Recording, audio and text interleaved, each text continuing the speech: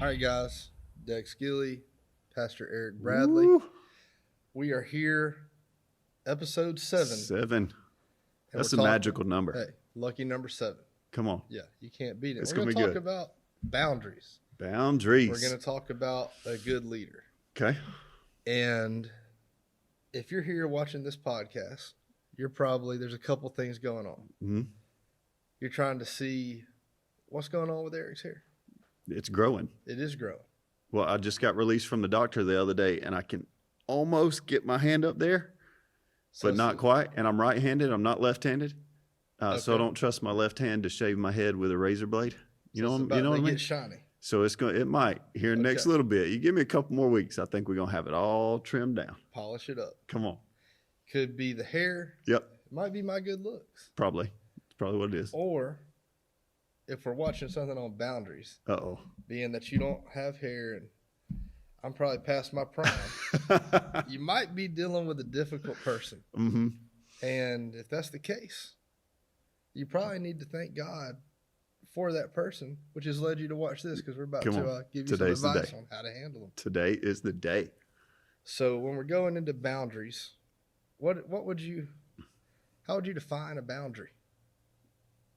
I think the easiest way is how Dr. Henry Cloud defined boundaries. So if you haven't read those books, he's got books called Boundaries with Teens, Boundaries in Marriage, Boundaries at Work, Boundaries with Leaders. I mean, like, he wrote a whole bunch of books on boundaries. He's got some boundaries. Yes. And if Dr. Henry Cloud wrote it, then you probably need to read it because he's an incredible leader. He's a pastor to a whole bunch of pastors.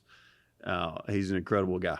So he defined the definition of a boundary as a property line. So he said, if you think about boundaries, when you start talking about them, what they mean in your life, what they mean in other people's lives, what you have to set for you, what you have to set for other people, what you got to set for work, what you got to set for life in general, he said it's a boundary, which is a property line. Okay. So it is where you allow people in and where you got to stop people from coming in your life. So I think if we look at it as a property line, when we start talking through the rest of the things that we're talking through today, I think it's going to make sense to you because you see it as a property line. So it's not a fence. No. We want them to see us. Yep. We want to give them the good example. Yep. But we also want to have a definitive space. Yep. That's ours. That's ours. Okay. Right. That makes sense. I mean, if I come walking into your house at 10:30, 11 o'clock at night and I ain't invited, I'm about to call your wife. I'm going to call Cheyenne. come on. You probably going to call Glock or Smith & Wesson before you call Cheyenne. Like, I mean, You're right. I mean, I've crossed a line, Yeah. right? That's a boundary. And most people know not to do that. That's right. not what we're talking about. But I can interfere in your life and you can interfere in mine in other ways if we don't have boundaries Right. set up in our lives. So, property lines. Property lines. You can't cross them Yep. unless allowed. Yep. And if they're your property lines, you got to be strong enough to tell somebody, hey, Yeah. that's my property. Oh, yeah. So Absolutely. that brings me to Proverbs 25:17. Okay. Let your foot be seldom in your neighbor's house, lest he have his fill of you and hate you. So now coming back to me walking in your house. Yeah, You just gave you me a covered verse. everything. You said, don't come in my house. That's right. That's Oh, I love it. That's true, though, because if you don't, then you're going to get resentful. If you don't have boundaries, you're going to get resentful of people who you have relationships with. And in those relationships, you will either get resentful of them or they'll get resentful of you. And either way, it's just not good. Gotcha. So you got to follow those, or it's going to cause resentment. It's going to cause that hate, and that's the devil's playground. Oh, yeah. Yeah. Oh, yeah. He's tearing up relationships. So Right there. whenever we're sitting those lines with our neighbors, Mm-hmm. we got to make sure that we're letting our neighbors also know our lines. Okay. Okay, so answer not a fool according to his folly, Mm-hmm. lest you be like him yourself. Yep. That's right down to Proverbs 26:4. Okay. And I guess that shows us that we don't need to overshare. We don't need to get too engaged with people. We got to be careful of who we're letting in and who we're letting out whenever we're looking at our spiritual boundaries. Yep. Because we're going to pick up nuggets, as we call them, from whoever's in our life, and a bad apple will spoil the whole bunch. Well, that's good. I like it. What do you think on that? I do think you got to be careful who you let in, because I think it affects everything. So let's just talk about work for a minute. When you start talking about work, do you have boundaries? Well, I mean, you got a certain time that you got to go in. You got a certain time that you got to get off, right? Right. But you think back in the day, I mean, like way back in the day, they had natural boundaries that were set up. So you had the morning came. When the morning came, you went to work, and they had dark. When it got dark, you came in because you couldn't see. Right. Right. Now we don't have those clear set boundaries, right? Because work can reach you everywhere.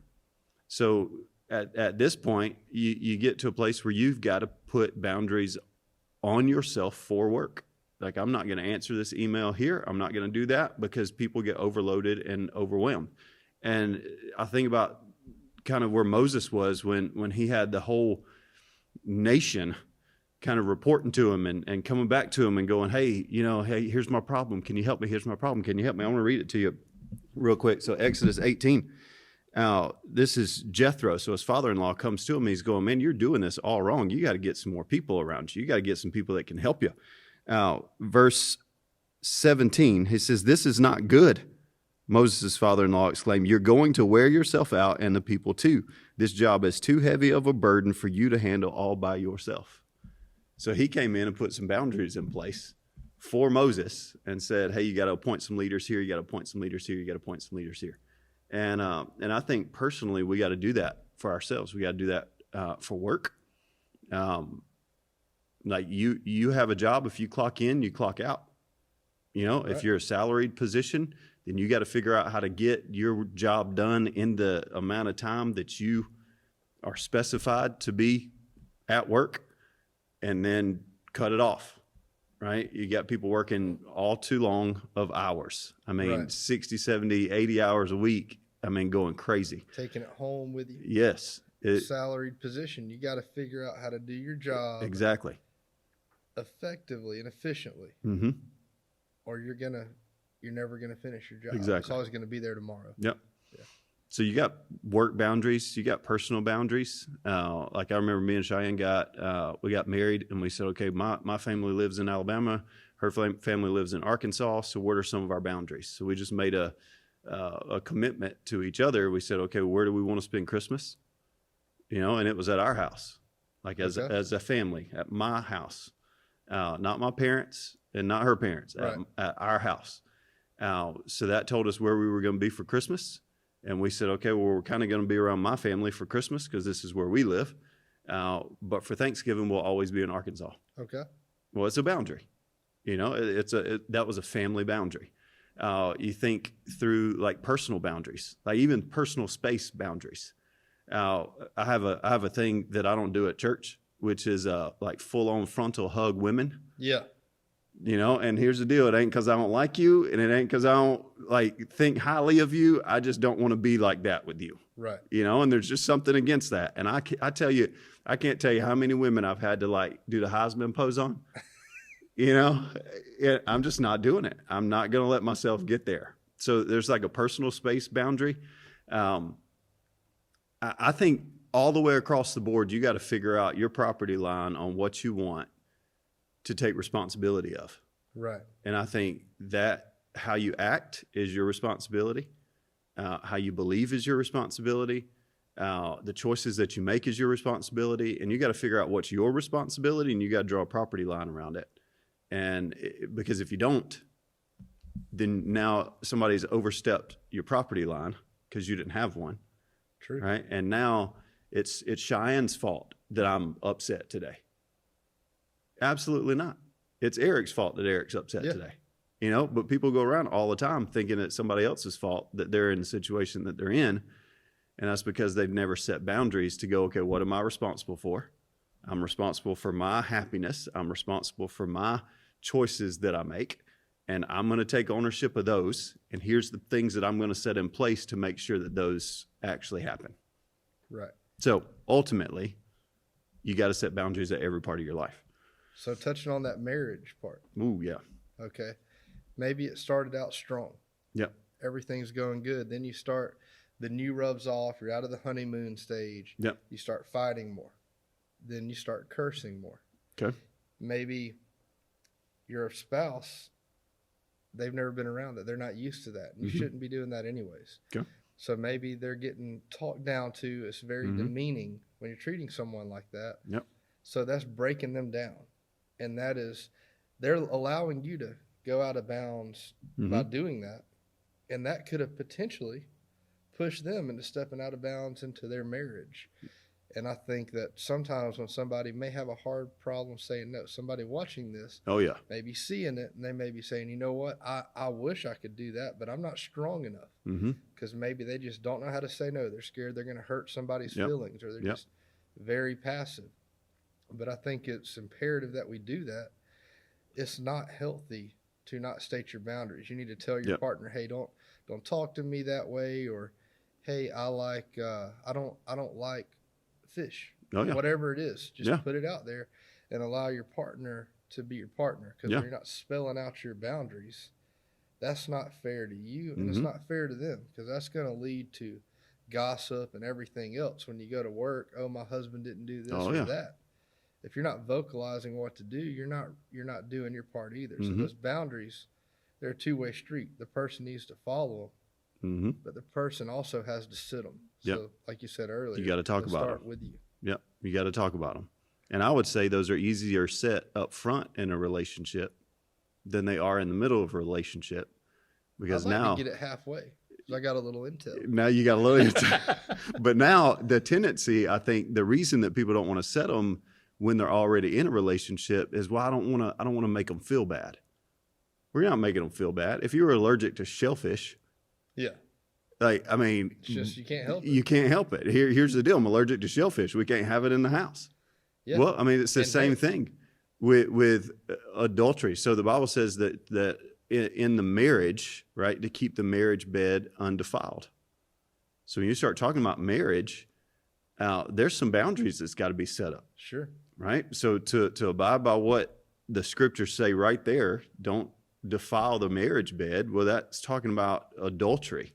That's talking about you have an addiction to pornography. It's talking about what the Bible calls fornication, like doing stuff that you shouldn't do with, run.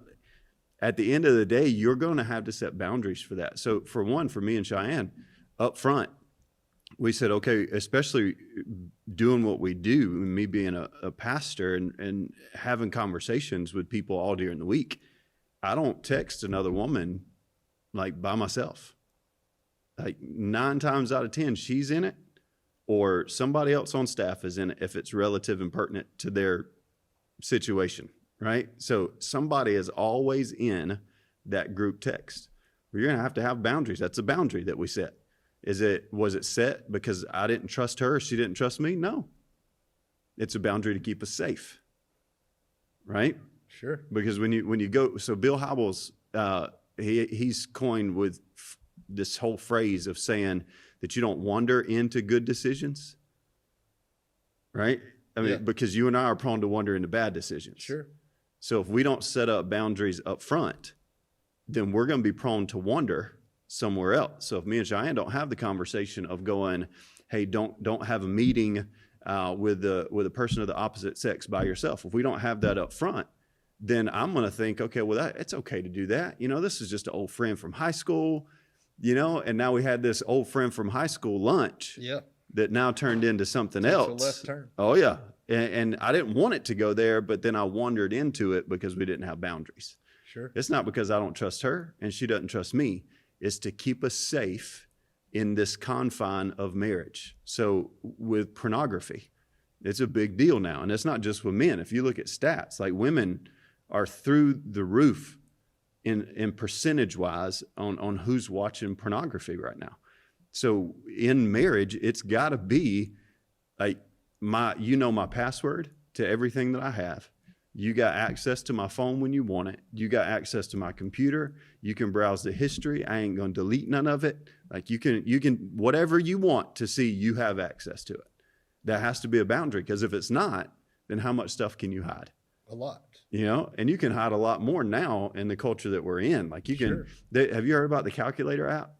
No. It's like, it's a thing like a long time ago now, but the calculator app, it looks like a calculator on your phone, but it actually turns into apps that Whatever you don't want to anybody else to see. Yeah. So when you start talking about marriage boundaries, you got to have them. You got to have them in place. And the reason why most marriages fall apart is because you don't have boundaries. You don't have property lines. Yep. Like when you're referencing pornography, that brings me to Matthew 18, 8 through 10. Mm-hmm. If your hand or your foot causes you sin, cut it off. And throw it away. Yeah. It is better for you to enter a life crippled or lame than to have 2 hands and 2 feet and be thrown to the eternal fire. Yeah. And if your eye causes you sin, gouge it out and throw it away. Yeah. It is better to enter into a life with 1 eye than have 2 eyes and be thrown into the fire of hell. Yep. See what you do, not look down on any of these little ones, for I tell you that their angels in heaven always see the face of my Father in heaven. Mm-hmm. So, I mean, that's pretty. You gotta cut it off. That's some pretty firm boundaries. That's real firm. Cut your hand, gouge your eye. Come on, how many? I think a whole lot of people listening and watching this podcast are going, you know what? I'd just rather set like boundaries. Yeah. Before I cut and amputate and gouge set out boundaries, or you could cut off hands. I mean, I would rather just set boundaries. Yeah. So I think that if we figure out how to look at it as a property line and go, okay, here's what it looks like in marriage, here's what it looks like personally, I think that's going to give you a pretty good use of understanding a boundary. What about when it comes to singles? Oh, me and Laurel had this conversation the other day. She's my 10-year-old daughter. Okay. Well, technically it was Laurel, Lawson, and Elsie. We're already having conversations of what dating looks like, some rules that we already have for dating. And I know if you're listening to this, you're probably thinking I'm crazy right now that I already got rules for my kids dating. But one rule that we've already talked to them about multiple times is when you have a boyfriend or girlfriend, they ain't going on family vacations with us. Sure. That's a boundary. You know why? Because I ain't want your ex-boyfriend to be in the picture. Yep. That I paid for to go on this family vacation. Yep. That's a boundary. And you're going to want to throw it away. Yep. We were talking to Laurel the other day about who do you know who to marry. Well, I mean, you got to marry a Jesus follower. They got to love Jesus. Now, but I started telling her, I said, hey, listen, if your boyfriend comes to church here, I'm checking his tithing records. Because if he can't trust God with his money, I can't trust your heart to him. Come on, that's a boundary. Yeah. So if you're listening, you got the sweets on Laurel. I'm just telling you, you better start tithing. I'm thinking my first rule is going to be if somebody's wanting to date one of my daughters, just sit them down and read them Matthew 18, 8 through 10. Come on. Tell them, hey, don't make me cut your hand. Don't make me cut your hand off. That's a boundary. Yeah. Oh, I love it. I love it. Tithe. I mean, I think get out of the picture. Pretty much. Yeah. Right now. And then you don't need to date until you're 18. That's true. Because dating's for marriage. You can't get married till you're 18, so why date until you're married? Yeah. You know? And by 18, maybe 28. You know? Who knows? Who knows? Who knows? At least by 18, you'll have a firm understanding of what you're looking for. And who you are. Mm-hmm.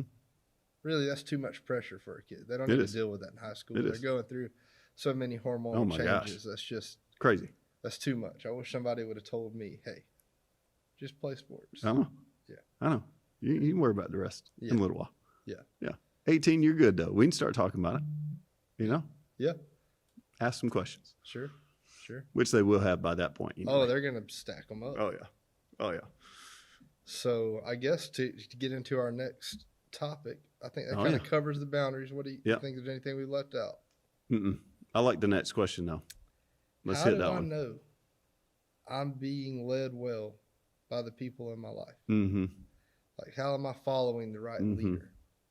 Okay. So read that verse about the false prophets that you brought up. I'm gonna hit this one quick. Okay. So Matthew 24:24. For false Christ and false prophets will rise and show great signs of wonders to deceive, if possible, even the elect. Yep. So that's talking about taking people away who already have professed Jesus. Like they've already been a Jesus follower, but you're being torn away. Right. So let me tell you the difference between somebody who is a true prophet and a false prophet, summed up in really one statement. A true prophet puts their focus on Jesus. A false prophet puts their focus on themselves. So if you're being led by somebody who's wanting to be at the center and the spotlight of your life, then you might not be being led well. Might be the wrong person. Mm-hmm. If you're being led by somebody who's always pointing you back toward Jesus, this ain't what I want for your life. This ain't what I think what's best for your life. This is what Jesus says is what's best for your life. This is what the Bible has to say. Then that's a true prophet. So that's a true leader that's trying to lead you toward Jesus. So I think the number one thought is, how do I know I'm being led well? Is you got to figure out the people in your life who you're allowing to lead you. Are they trying to be the center of your life? Or are they trying to lead you to Jesus to be the center of your life? I think if you don't get anything else out of the podcast, that's worth the time of the listen. Yeah. Right there. And but there's a whole bunch of other stuff to that too. You know, I mean, like qualities of a leader and all that stuff. Like I know you read an article earlier that listed a whole bunch of them. And we can talk about a couple of those, but I think that's the number one thing is the person leading you trying to be the center, or are they trying to push you to Jesus? Yeah, and I think really Revelation 13:5, the beast was given a mouth to utter proud words and blasphemies, proud words and blasphemies, and to exercise his authorities for 42 months. So that lets you know those type of spirits are going to be prideful. Oh, yeah. So they should be, yeah. They're very deceitful, so they're maybe not easy to spot, but you can spot them. You can. It's easy to figure out if somebody wants to be the center of your relationship. Or do they want Jesus? Or do they want Jesus to be? And if they're wanting to be the center over Jesus, that's a problem. That's a red flag. Yeah. Major red flag. So a couple of the qualities that I found, because when I look up this and I research this phrase, there's not many articles on qualities. It's talking about the negatives and the negatives. So I guess there's a lot of people researching it that feel like maybe they're following these wrong people. But a few qualities that you need to look for: are they open and honest? Big one. Okay. Yeah, because if somebody leading you is not honest, then why would you want to follow them anyway? Yep. And then the other one, open. I mean, if they're not sharing their life and their struggles, then how do you know that Jesus has worked in their life and moved them forward? You know, and how do you know that they've allowed him? True. You know, you don't. So that's a big one. I like that one. Yeah. Send forth your light and your truth. Let them guide me. Let them bring me from your holy mountain to the place where you dwell. Yep. Psalm 43:3. So be open. Be honest. Yep. All right. Do they have good advisors around them? I think this one's big for because the Bible said there's wisdom in a multitude of counselors. So like, do they have people that are poking around in their lives? Because if they don't, then they're just a one-man show running their own game. And I hear you say that a lot. And a lot of times you give credit to your advisors, to your counsel, which I think that is a good sign. That lets me know, hey, you're not too proud. Listen, I ain't smart enough to make all these decisions. Like I'm gonna need some help. Yeah. And I'll get help whenever I need it. Sure. Yeah. So I like that one. They have the will to serve, and they're not greedy for money. I like that. I know that you're big on serving. Yeah. If you're not willing to take out the trash, you're not willing to lead. That's right. That's right. And that resonates with everybody here. Yeah. You know, you're leading by example. Yep. I see you in here. You're doing everything, every part of this church that's going on. You know what's going on with it, every little detail. I know maybe you referenced last night in Leadership View that Cheyenne has more of the eye for detail. But going back to the marriage part, you're doing your part, and you're getting in that sweet spot where the little what was that called, a Venn diagram? Yeah, I didn't know what that was. Where that Venn diagram overlapped. I was enlightened. and she's enlightening you. Yeah, she is. She's teaching you about Venn diagrams, telling you what they are. I know. And number two, she's giving you the eye for detail Yep. that you don't have without her. Mm-hmm. So leading by example, and they have got skills and integrity. Yes, huge. If you don't have integrity, you lose everything. What about the skills? I mean, I think you got to be good at what you're doing, or like, why is anybody Nobody's going to follow. going to follow you at that point? Yeah, You got to. but you got to be good at game. it. I think your integrity outweighs your skills. Like, I can be halfway decent, but if I have a life of integrity, people will follow. Yeah. But if I have all the skills in the world, but I fall apart with my integrity, then nobody's going to follow. Yeah. If you come up here on Sunday and you're saying the right things. Oh, yeah. But Saturday night you're doing the wrong things, it's going to be hard to listen to. Oh, yeah. It would be. You And let me give you this. I think this one, and this is probably going to close us out because I know we're almost at time. Here's my filter that I use for criticism, but you can use this to figure out if somebody's leading you well or not. So I asked a couple of questions. So when people start talking bad about me, I get a bad email, phone call, social media posts about me, whatever it is. Do they love Jesus? Do they love me? And do they love his church? So that's the three questions that I asked that are filters. So do they love Jesus? Do they love me? And do they love his church? Not church with you necessarily, his church in general. Because if I can answer no to either of those three questions, then I ain't going to listen. Sure. And I think if you can ask those questions about the people who are following you, and you can answer no to any of those three, then you don't need to be led by them. And I would say this about the his church part real quick. And I've said this multiple times before, and we'll close with this because it's a mic drop type of a moment. His church, if they don't love his church, okay? If they don't love church with you, they probably don't love his church. And the reason I say that is because people leave church with you and they go to another church in town, they start talking bad about church with you. Well, it'll only be a matter of 4, 6, 5 months, max the stat says 7 years before you're talking bad about the next church to the next church. So my whole thing is, if I don't love First Baptist, then I don't love church with you. Sure. If I don't love High Point, I don't love church with you. And I can say that about every other church that preaches the gospel in our city. So when I say, do they love his church? I'm talking like, are people leading you away from one church to another because they're speaking bad about the other church? Well, you need to look at who's leading you. Right. Because if they're saying negative stuff about the bride of Christ, right, then they're probably not leading you towards Christ. No. So that's my mic drop nugget right there. I think you can sum it up. Are you being led properly? Right there. Well, let's get it. That's it. Over and out. Episode, what was this? 7. 7. Episode 8 coming up next. I know. It's been running strong. Got some more good questions coming. Man, I saw one today. What was the one today that I saw? Gosh. How do you have conversations with other believers in love but not fall into sin? I was like, oh yeah, we're probably gonna tackle that one. Yeah, that's a good one. So next time. Yeah, stay tuned. Here we go.